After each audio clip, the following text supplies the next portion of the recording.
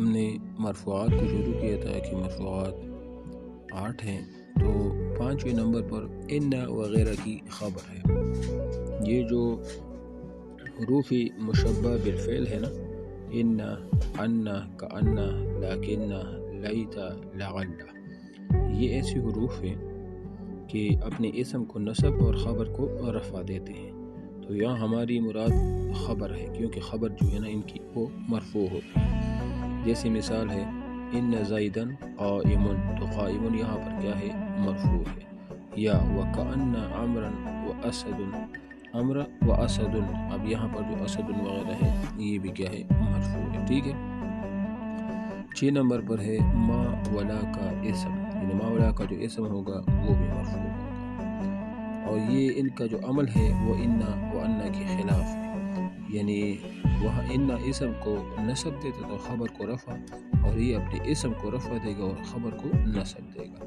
جیسے مثال ما زید قائم لا رجل افضل منک، ما زید، زید مرفوع ہے، لا رجل، رجل مرفوع ہے، تو یہ لا کا اور ما کا اسم ہوگا، ٹھیک ہے۔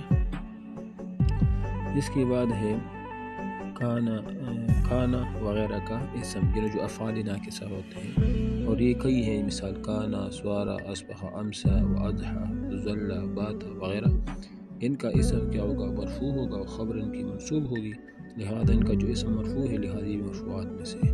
یہ ٹوٹل 8 جو ہے نا وہ مرفوعات آج ہم نے ختم کر دی، سمجھ آئے گی آپ کو؟ اب ہم پڑھیں گے منصوبات کو۔ یہ منصوبات ٹوٹل 12 ہیں، کتنے؟ 12 ہیں۔ اب دیکھو ہم نے مرفوعات کو پڑھا، منصوبات کو۔ اس منصوبات پہلا جو ہے نا وہ مفعول بھی، نمبر 2 مفعول مطلق، نمبر 3 مفعول لہو، نمبر 4 مفعول معہ، 5 مفعول فیہ، 6 حال، 7 تمیز، 8 ان وغیرہ کا اسم، 9 ما ولا کی خبر، 10 لین فی جنس کا اسم، 11 کانا کی خبر، اور 12 مستثنیٰ۔ یہ سارے کے سارے جو ہم نے بتا دی یہ منصوب ہوگی، ان پر نصب ہوگا، ان پر فتحہ ہوگا، اس کو منصوبات کہا جاتا ہے۔ اب ہم بالترتیب ہر ایک کو پڑھیں گے، ٹھیک ہے۔ نمبر 1 مفعول بھی۔ مفعول بھی وہ اسم ہے جس پر فاعل کا فعل واقع ہو، جیسے اکل زید طعاما یا شرب خالد ماء۔ اب دیکھو یہاں اکل فعل ہے، زید فاعل ہے، طعاما مفعول بھی ہے۔ طعاما مفعول بھی اس لیے ہے کہ یہاں پر زید نے کیا کھایا؟ طعام روٹی کھایا نا، سالن کھایا نا، تو یہ کام کھانا طعام پر واقع ہوا ہے، تو طعاما دیکھو یہ منصوب ہے۔ یا مثال شرب خالد ماء، خالد نے پی لیا ماء پانی کو، اب ماء یہ منصوب ہے کیونکہ یہ مفعول بھی ہے، کیونکہ اسی پر فعل واقع ہوا ہے۔ کس چیز کو پیا جاتا ہے؟ پانی کو نا، تو یہ مفعول بھی ہو گیا، ٹھیک ہے۔ اب ترکیب دیکھیں، ترکیب یہ ہے کہ اکل فعل، زید فاعل، طعاما مفعول بھی، فعل جو کہ اکل ہے، اپنے فاعل جو کہ زید ہے، اور مفعول بھی جو کہ طعاما ہے، سے مل کر جملہ فعلیہ خبریہ ہوا۔ جملہ فعلیہ اس لیے ہوا اس لیے کہ اس کا پہلا جو ہے نا وہ فعل ہے، ٹھیک ہے نا۔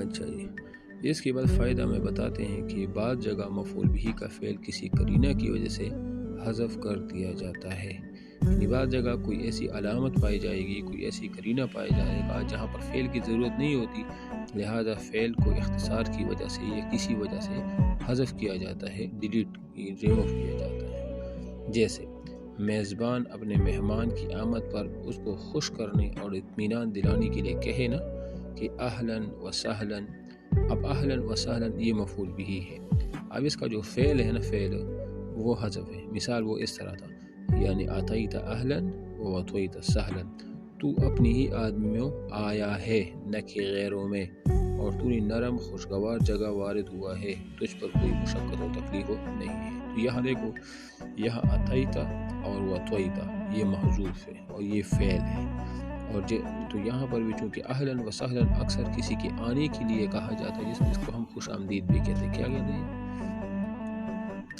خوش آمدید کہتے ہیں نا۔ تو اس کا جو فعل ہے اس کو حذف کیا، کیونکہ ظاہری بات اہلاً و سہلاً کا لفظ آنے کے لیے استعمال ہوتا ہے کسی کو خوش آمدید کے لیے، لہذا اس کا جو فعل تھا وہ واضح تھا لہذا اس کو حذف کر دیا. ٹھیک ہے. اچھا جی. یا جیسے ڈرانے کے موقع پر کہا جائے نا، جب کسی کو ڈرایا جائے تو وہاں پر فعل حذف کیا جاتا ہے اور صرف مفعول بھی کو ذکر کیا جاتا ہے. جیسے ایاک والاسد، یعنی اتقی نفسک من الاسد، اپنے آپ کو شیر سے بچا. یا اتقی فعل محذوف ہے.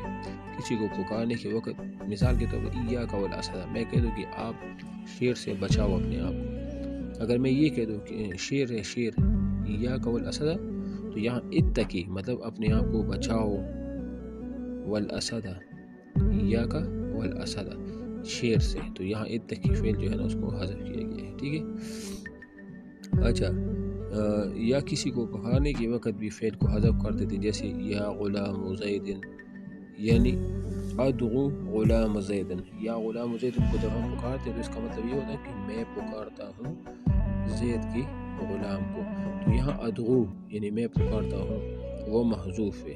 یا حرف ندا ہے، مثل یا غلام زید، اور میں اس کو حذف کر دوں تو غلام زید منادا ہو. ٹھیک ہے نا.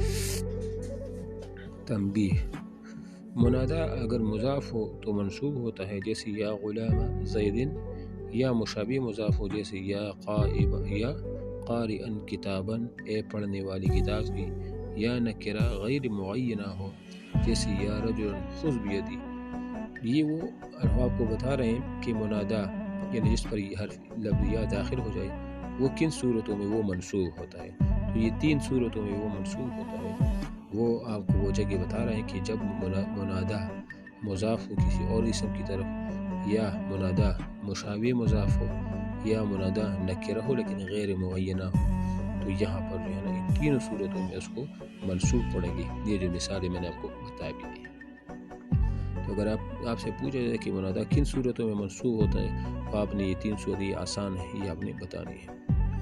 اور منادا مفرد معرفہ علامت رفع پر مبنی ہو.